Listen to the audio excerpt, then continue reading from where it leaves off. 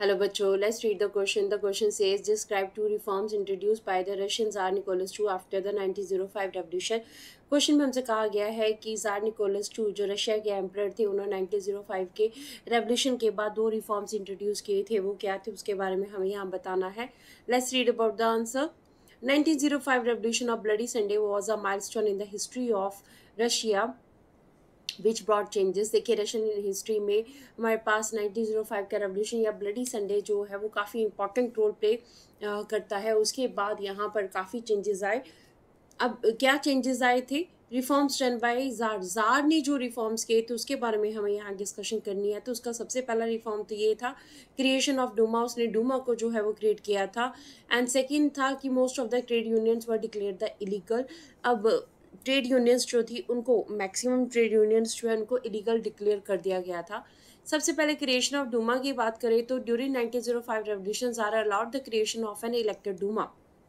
डूमा यानी कि Russian parliament जो उसकी अप्रूवल दे दी थी हमारे पास जार ने 1905 के रेवोल्यूशन के बाद, जो कि मेन डिमांड थी उस टाइम के ऊपर रेवोल्यूशन की, which was dismissed in 75 days. देखिए उसने डूमा बना तो दी पर 75 डेज के अंदर अंदर उसको डिसमिस भी कर दिया क्योंकि वो अपने ऊपर किसी तरह की भी जो है वो अथॉरिटी नहीं चाहता था. सो आफ्टर दैट ही री elected the second Duma in the 3 months.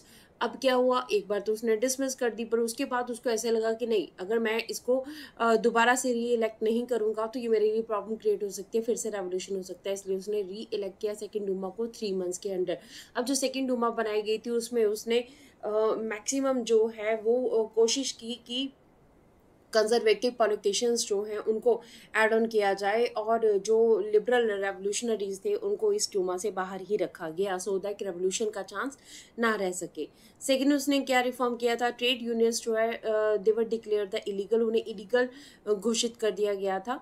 There were many factory committees formed by the factory workers. बहुत सारी कमेटीज जो है फैक्ट्री वर्कर्स के द्वारा बनाई गई थी.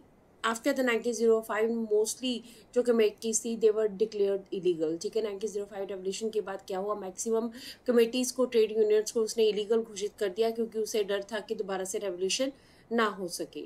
सो this is the answer of the question. Hopes you understood the question as well as the answer. Thank you.